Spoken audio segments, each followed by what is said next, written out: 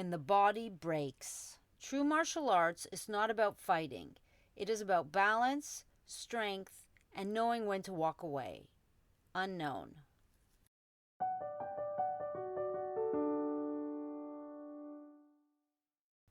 (2008) While I focused my time managing the hotel from a distance, Pierre explored the rivers and trails around the city. To fill the hours when he wasn't exploring the jungle, he signed up for a gym membership. It was during these visits that he took his first Tai Chi class, taught by Frank, a personal trainer and martial artist. Frank had been born in Panama but was raised in the States, where he earned his black belt in Kung Fu. In his early 30s, he returned to Panama to teach martial arts. He started by training people in gyms, but his dream was to have his own dojo. Not long after Pierre joined the gym, Frank left to establish himself independently, and that is when I joined the class. Together, Pierre and I trained with Frank in his new dojo every morning of the week. As Frank evolved as a teacher, we created a symbiotic mentor-student relationship. He believed that a teacher's growth was intertwined with that of a good student, emphasizing the balance inherent in the relationship.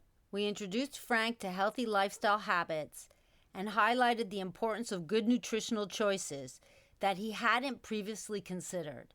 He learned about organic and ecological principles from us and started paying attention to labels on packaged food.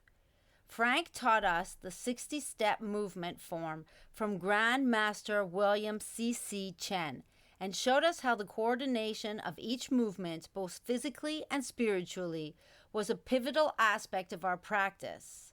Our relationship was mutually enriching and we expanded each other's horizons. Every morning, Pierre and I practiced together, but this shared activity soon turned into a stressful competition. Pierre claimed to feel the energy flowing through his hands, but I struggled to focus. My mind was always racing. He insisted that the movements must be done perfect, warning me that I wouldn't benefit from the practice if I didn't execute them correctly. Why does it matter so much? I asked Frank. Isn't it good enough that I am practicing and progressing? We drew Frank into our arguments. First, he sided with Pierre. Yes, it is important to maintain the correct posture for the energy to flow. But then he turned around and sided with me. Of course, it is just as important to practice. Even if you aren't doing it perfectly, you will still get benefits. We both felt that he was our ally in our standoff against the other.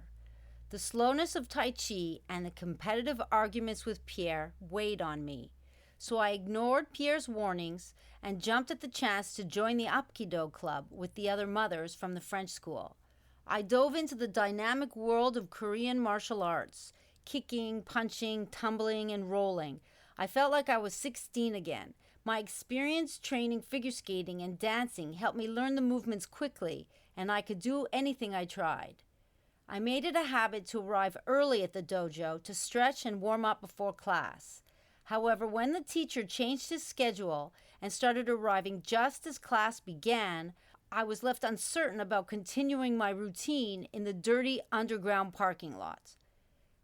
At 38, my body, worn from years of carrying heavy scuba tanks, needed those extra moments to loosen up, and it felt as though the teacher wasn't allowing us enough time to get ready before training. Despite this, I pushed myself to attend as usual, without the additional stretching.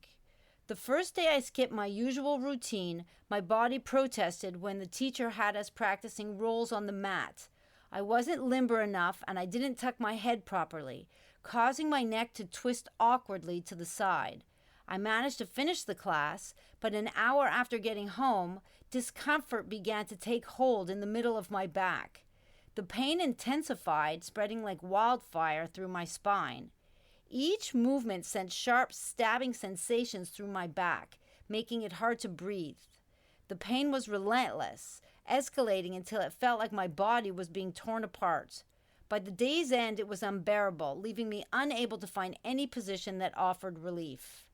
The pain was persistent, a constant throbbing that made even the simplest tasks feel insurmountable. It was as if my body was under siege.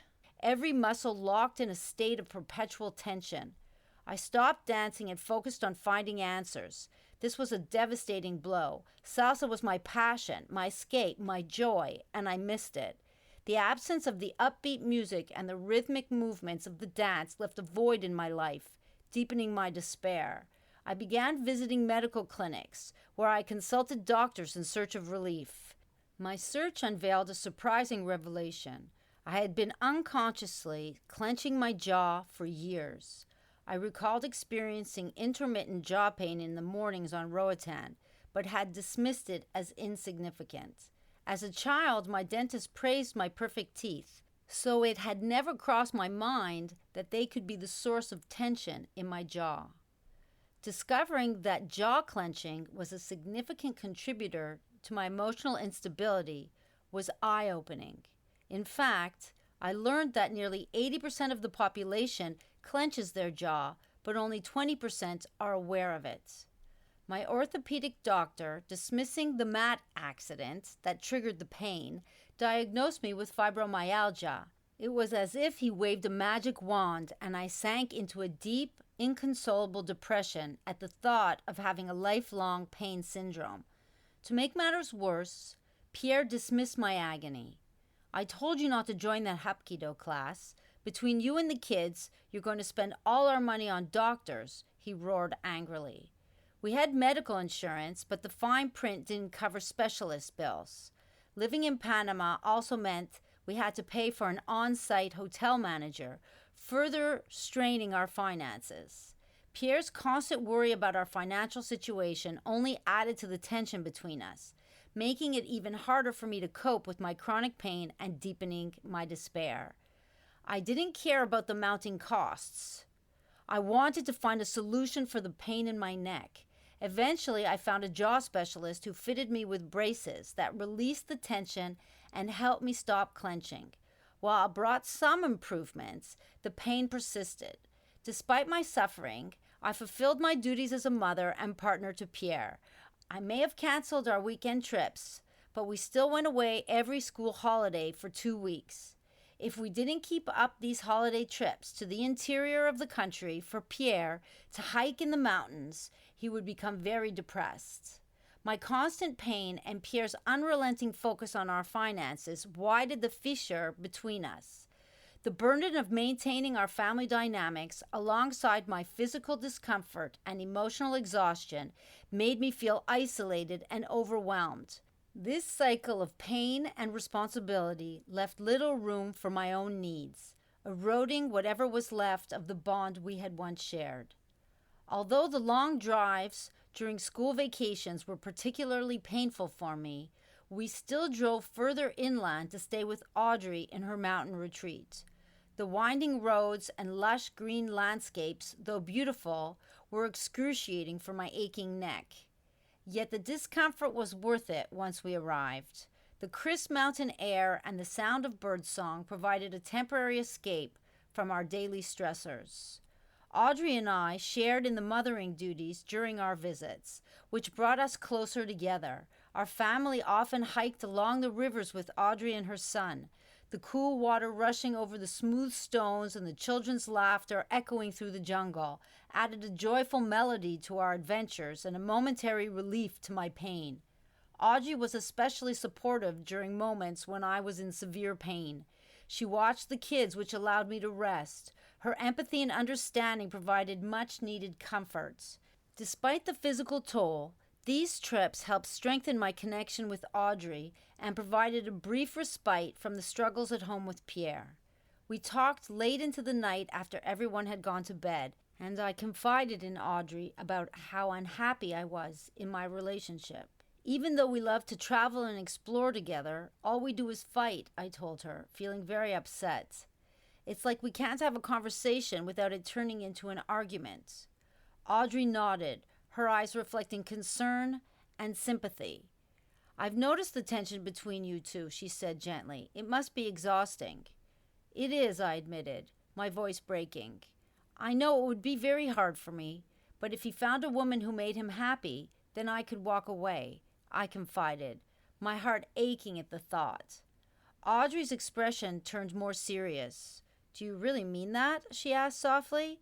"Yes," I said, tears welling up in my eyes.